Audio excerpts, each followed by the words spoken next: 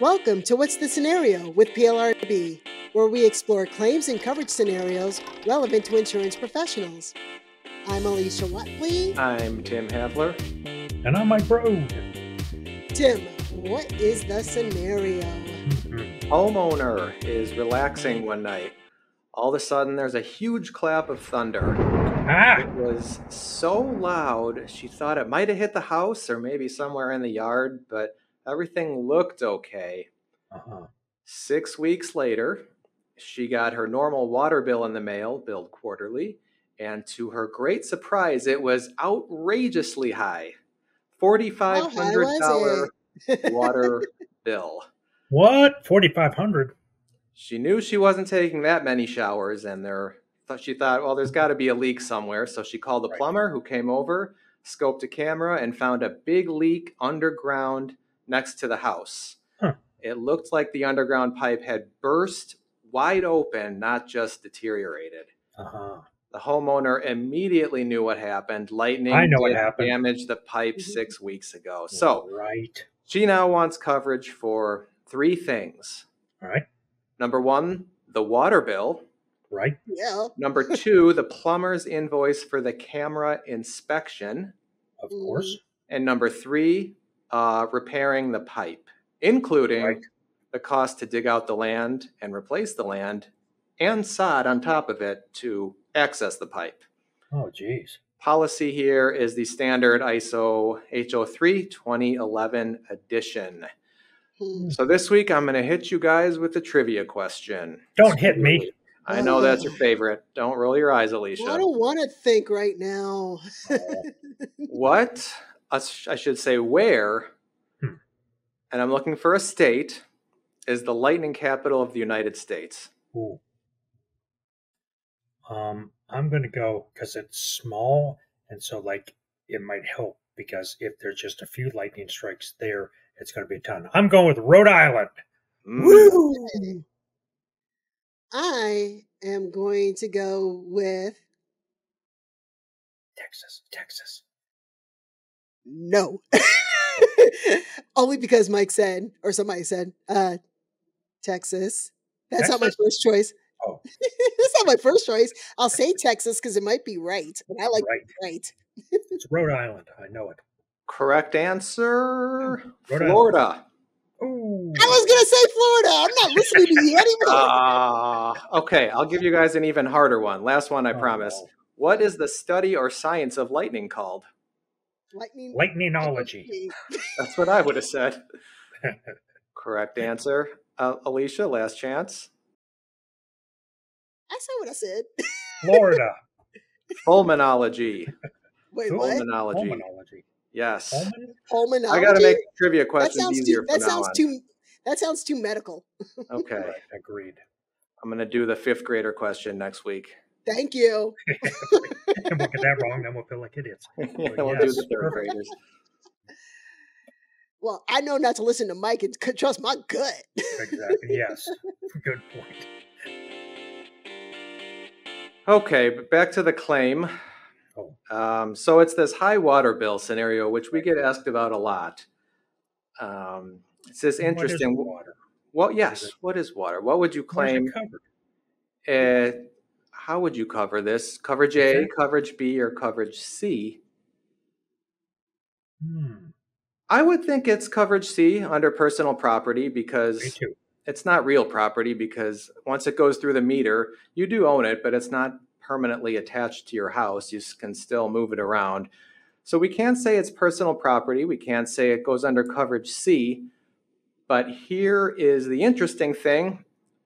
Newer policies specifically state that water is property not covered, but older policies don't.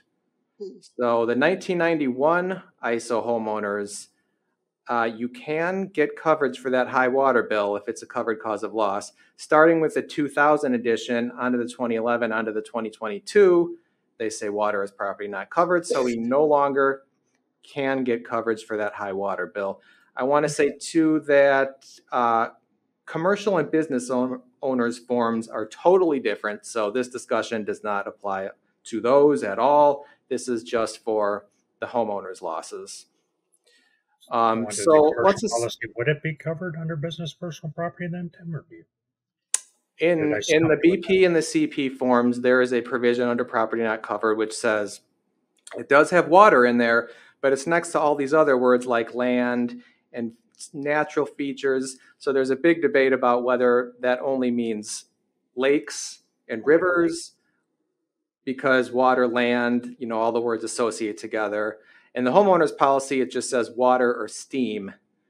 And ISO made a comment when they inserted that language that it was for the metered water. So in the homeowner's forms, we know that that's what it was for.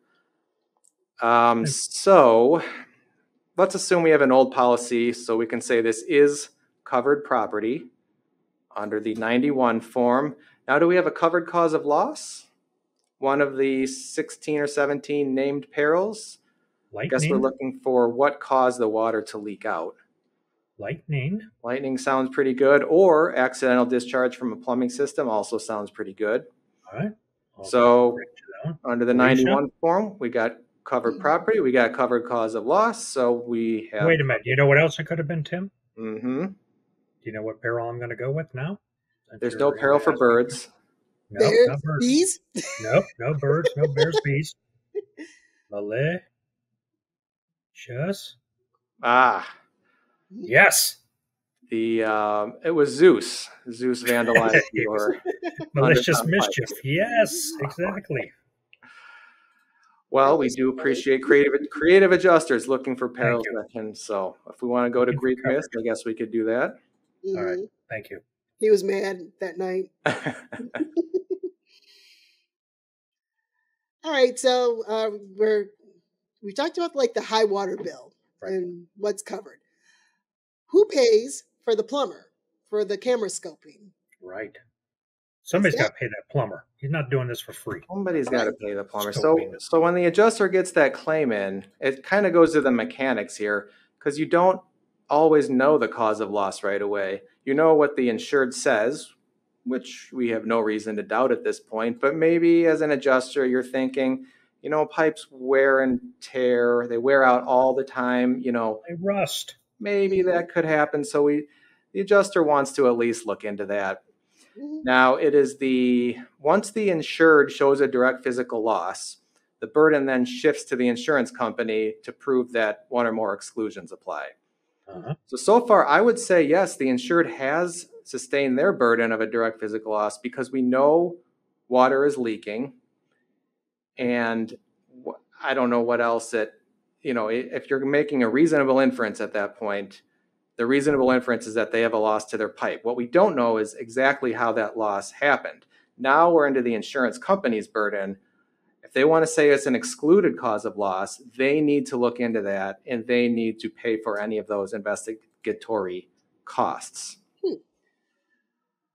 So let's say the adjuster hires that plumber, and the plumber, you can't always put a camera down, but this plumber could, and he got the camera in the pipe and said, wow, that thing is burst wide open. He said, that is not normal deterioration. So that combined with what the insured said about the lightning, I think now we're zeroing in on this as probably what did happen. Mm-hmm.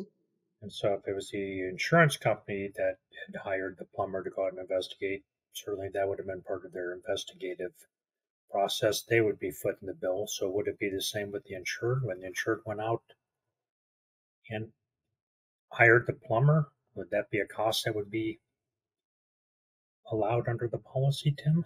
Legally, I don't have a good answer for you. Practically, here's what I would say.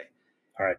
If the insured goes and hires their own plumber and gets a camera without telling the insurance company first, as long as it's reasonable, and especially as long as that's what the insurance company would have done anyway, I think it'd be okay then to cover that. Now, you might get into problems if the insured went way too far, hired their cousin, paid 3 times the normal bill without telling the insurance company first, and then expecting the insurance company to pay. There, I think you'd have a much better argument to at least not pay the inflated bill, but again, just pay what you would have paid to find that out. Right. Perfect. Okay. So next, Number 3. Yeah. Number 3. Third part. We had to, we got to replace the pipe. Right. That's a given because $4,000 for, water is kind of ridiculous. Who pays the cost to dig that out? Dig out the land, replace the pipe, put the land back, sod, all that stuff. Right, because that's all a significant cost. Mm-hmm. So if we're going to go with the insured story, and I think it's a good one, and say this is lightning, then remember the general rule that replacement cost includes everything necessary to complete that repair, including doing what you need to get to the pipe to make the repair. A lot of adjusters here say, but wait a minute, land is property not covered under the policy. Right, Tim. But it's not the land that suffered the loss. It was the pipe that suffered the loss. So that triggers the cover loss. So that then triggers everything we need to do to repair the pipe, which includes the land and the sod on top of it. How about putting it back, though? Putting it back, but now you're putting it back. Unless, now what if the camera scoping didn't work? So the only way to find out what the cause of loss was is to dig. Now that's part of the investigatory costs. All right, true. Now, what if you open it up and find out, oh, this is wear and tear? So the pipe is now not covered. So then that would not be a basis to trigger those tear out costs for the land. Still, I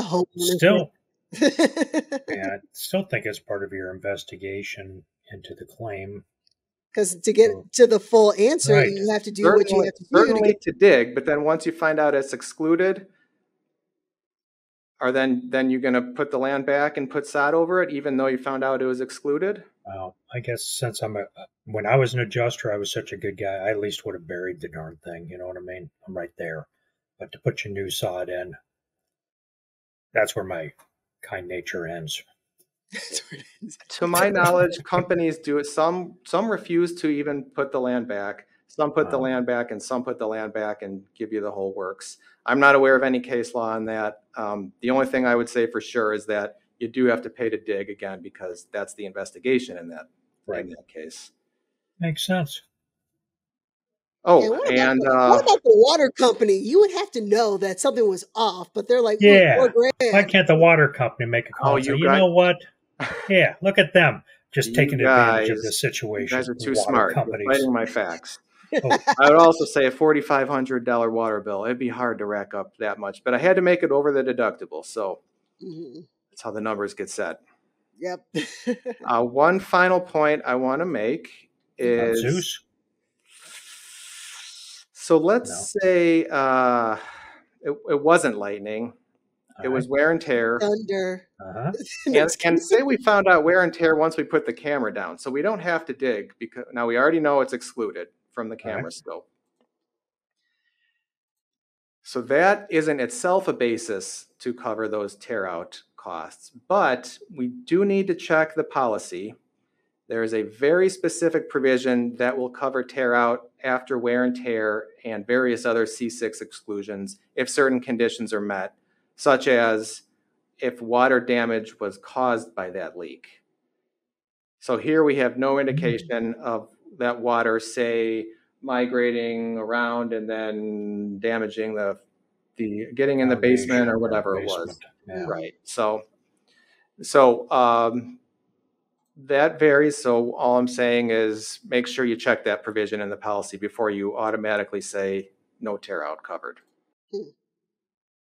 Or better yet, write to you, Tim, right? And say, hey, I got a question, Tim. Help me.